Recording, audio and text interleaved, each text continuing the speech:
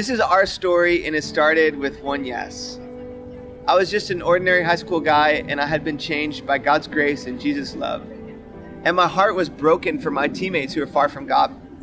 There was no local church that seemed relatable or easy to access for them. And I prayed and I said, God, if you could ever use me to start a church that would reach people like my friends, my answer is going to be yes. Well, Andy and I met our freshman year of college, and eventually I said yes to him. Best decision she ever made. So we began to pray and seek God and just say, God, where in the world would you lead us?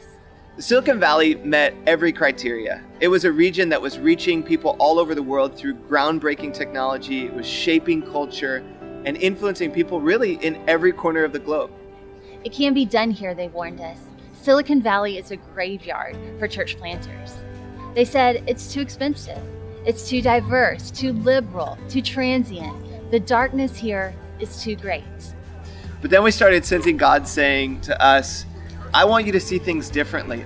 I want you to see with eyes of faith. In fact, you're not a grasshopper. You're not one of the 10 spies. You are a Joshua and a Caleb. It's not too expensive. It's full of some of the world's most influential people. It's not too diverse. Every region in the world is represented here.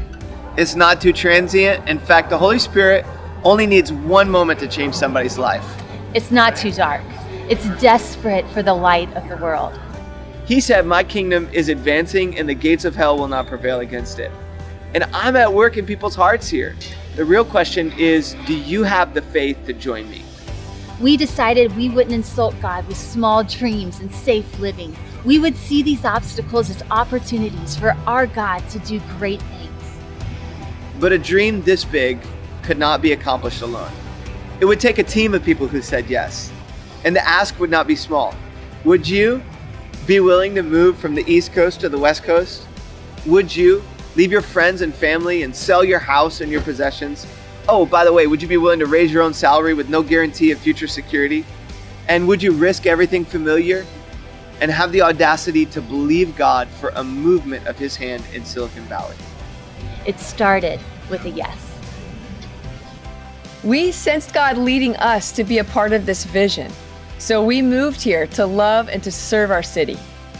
We decided early on that we wanted to be a church that was known for what we were for rather than what we were against. We want the love of Jesus to echo out from our lives and from the life of this church. Soon after we moved here, we began the journey of meeting as many people as we could. We served at city events, we hosted cookouts, and we walked 1,000 miles passing out door hangers and praying over our neighborhoods. We said, God, if you could use us to start a church for people who are far from you, our answer is yes.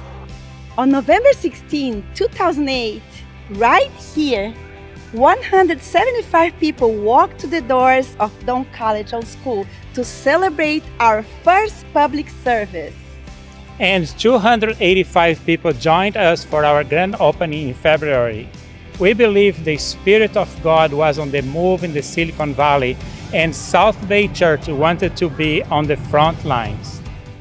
Our first baptism took place in a glorified horse trough. You think it takes bold faith to step into a modern-day, temperature-controlled baptism pool? Try a horse trough with water from a hose. One after another, they went into the water.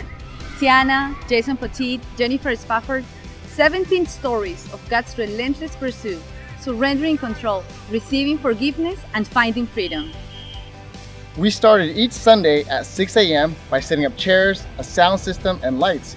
We hung pipe and drape, taped wires, put out signs, and set up diaper changing stations.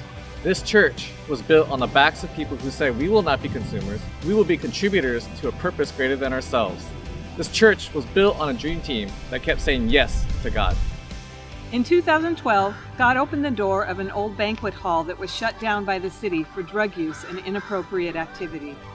Our dream team worked around the clock, transforming this banquet hall into a house of worship.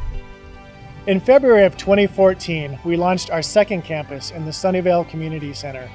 On that day, South Bay became one church in multiple locations. 2 years later, we celebrated the grand opening of our South San Jose campus. And during the fall of 2016, a series of miracles led to the purchase of our Sunnyvale building. We had 52 days to raise $500,000. It seemed impossible, but the people of South Bay said yes to the opportunity to have bold faith. Families delayed vacations and home renovations to be able to give more.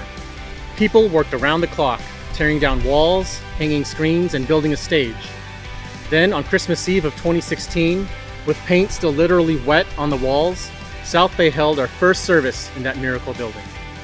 So this is our story after nearly a decade of saying yes to God. We exist so that people who are far from God can say yes to Jesus and passionately follow Him. We exist for the unchurched, the de-churched, the agnostic, skeptic, and the irreligious. This is a place where the broken, the isolated, and the sinner stand on level ground at the foot of the cross. We will do whatever it takes to reach people who are far from God. We will sacrifice our comfort and convenience in order to make one more seat at the table. We will give until it hurts to make the good news accessible to all these hearts around us. When you cut us, we will bleed bold faith because we refuse to insult God with small dreams and safe living. Anything you ask of us, God. Anything.